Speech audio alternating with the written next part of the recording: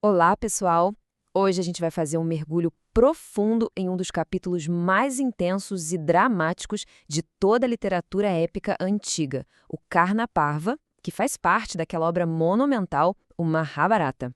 Tem muita coisa incrível para explorar aqui, entrando direto numa narrativa fascinante que mistura uma tragédia super profunda, táticas militares complexas e aquele choque inevitável entre a ambição humana e as consequências cósmicas.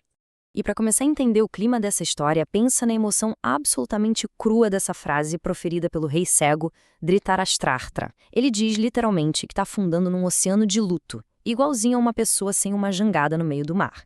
É uma imagem fortíssima, né? E é exatamente essa devastação emocional que serve de moldura para tudo que a gente vai ver. É a partir do desespero absoluto desse rei, trancado nos aposentos dele depois de receber notícias catastróficas, que a gente descobre o verdadeiro tamanho dessa tragédia. Bom, vamos para nossa primeira sessão, o peso esmagador da derrota.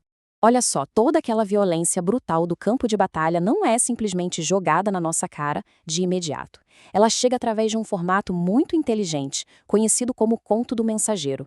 E a sucessão rápida dos eventos mostra perfeitamente como um império gigantesco pode ruir. Pro lado dos Kauravas, o desespero bate forte quando a gente vê a queda dos comandantes lendários deles. Primeiro, depois de 10 dias exaustivos de luta, o invencível Bhishma cai. Depois eles perdem o brilhante Drona. E aí o grande guerreiro Karna assume o comando. Mas dura só 2 dias antes de também encontrar o seu fim trágico.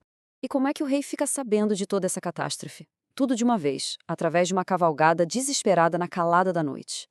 Sanjaya, que é um condutor de carruagens com uma visão mística, atua como os olhos do monarca. Ele cavalga às pressas até Hastinapura para dar a notícia para o rei, que já estava com o coração em pedaços. O texto original é simplesmente espetacular ao colocar Sanjaya nesse papel de um repórter de guerra sombrio. Ele não poupa os ouvidos do rei, não. Ele leva o cheiro, o medo e o horror do confronto direto para dentro do palácio. Avançando para nossa segunda parte, a esperança colocada em Karna. Se a gente voltar um pouquinho no tempo para aquela noite incrivelmente tensa logo depois da morte de Drona, o exército Kaurava precisava desesperadamente de um líder para levantar o moral das tropas. Os detalhes luxuosos da coroação de Karna mostram que a esperança dele estava 100% depositada na força inigualável desse guerreiro. Foi um ritual e tanto. Cordões auspiciosos amarrados, banhos sagrados com jarras de ouro, orações de sábios e uma verdadeira chuva de pedras preciosas e roupas caras. O líder Kaurava, Duryodhana, não tinha mais um plano B. Karna era literalmente a sua aposta final para salvar tudo. O que nos leva à nossa terceira sessão, formações de guerra. O sol nasce no campo de batalha logo depois desses rituais, e aí a gente começa a ver umas táticas incrivelmente sofisticadas. O arranjo Baccara foi a escolha letal do Karna. Imagina só, uma formação massiva de tropas desenhada com os contornos de um gigantesco crocodilo. O objetivo aqui é bem óbvio, que é projetar um poder assustador e engolir o adversário pelo puro medo. E um detalhe fantástico é como o texto descreve guerreiros específicos posicionados cirurgicamente no bico do monstro, nos olhos e até na cauda, simulando um predador vivo avançando pelo campo. Mas para toda a ação tem uma reação no mesmo nível, né? A gente pode notar um contraste brutal nas escolhas estratégicas aqui. De um lado, o avanço mastigador do crocodilo de Karna. Do outro, do lado dos Pandavas, o grande guerreiro Arjuna molda o exército dele numa meia-lua perfeita. E a genialidade do relato brilha demais nessa parte. Essa meia-lua não é só bonita de se ver, não. É uma defesa calculada matematicamente para envolver a agressão do inimigo. É pura inteligência tática operando numa escala titânica. E quando a gente fala titânica, um número colossal como 10.000 ajuda a captar a verdadeira escala da coisa. A fonte original usa esse número o tempo todo, não só para contar tropas, mas para definir a força absurda desses guerreiros. Por exemplo, quando falam do herói Bhimacena, dizem que a força física dele equivalia à força de 10.000 elefantes de batalha.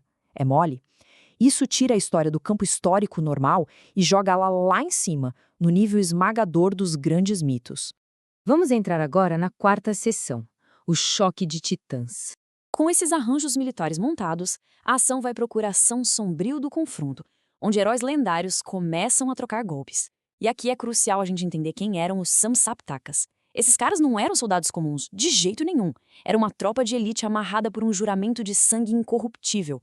Ou eles alcançavam a vitória total sobre o alvo, ou morriam tentando, sem dar um passo para trás. Essa investida fanática e quase suicida em massa contra o Arjuna foi uma das coisas mais letais de toda a batalha. E o caos desse embate ganha uma descrição simplesmente assombrosa. A imagética do texto não economiza na brutalidade visual.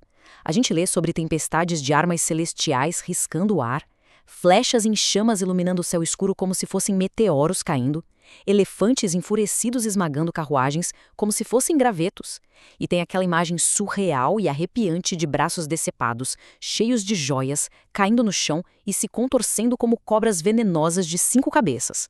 É uma cena de cinema, só que aterrorizante. Claro que todo esse choque gera um custo altíssimo. O texto dedica um tempo angustiante catalogando as perdas dos dois lados de forma bem imparcial. Ninguém escapa, desde ícones jovens dos Pandavas, como Abhyamil, e reis como Drupada e Virata, até gigantes do lado Kaurava, como Dusyasana, Jayadratha e Bhagadatta. Esse equilíbrio terrível nas baixas traz a história de volta para a realidade, mostrando a conta pesada e dolorosa que a ambição sempre cobra. Tem uns momentos específicos em que animais gigantes dominam um cenário. O relato descreve com muito vigor o elefante furioso do guerreiro Dandaraha, que estava simplesmente obliterando linhas inteiras de carruagens pela pura força bruta. Precisou de um contra-ataque de pura precisão do Arjuna, cortando partes vitais da besta para ela finalmente despencar. E o texto original usa uma frase incrível para isso, dizendo que o elefante caiu com o estrondo de uma montanha partida por um raio.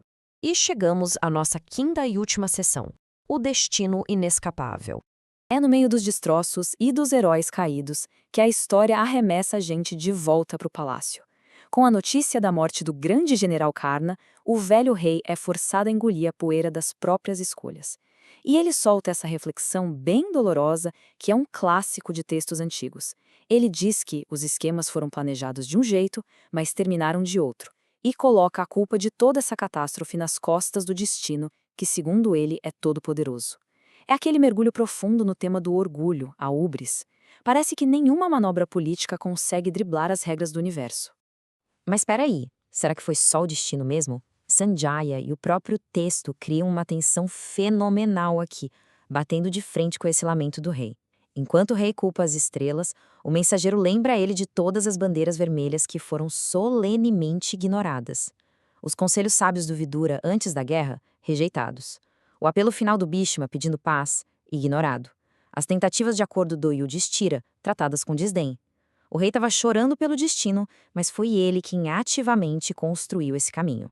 E isso coroa a nossa análise com uma pergunta instigante demais. Depois de toda essa violência estonteante, rituais místicos, elefantes trovejantes e manobras táticas geniais, o destino é realmente um carrasco implacável? Ou todas essas perdas absurdas da tragédia são simplesmente o resultado daquilo que a gente se recusa a enxergar e ouvir antes do primeiro ataque? É uma pergunta que não tem resposta fácil, mas que mostra o poder absurdo que essa obra tem de fazer a gente pensar. E com essa reflexão incrível, a gente encerra por aqui o nosso mergulho nesse conto épico e inesquecível. Até a próxima!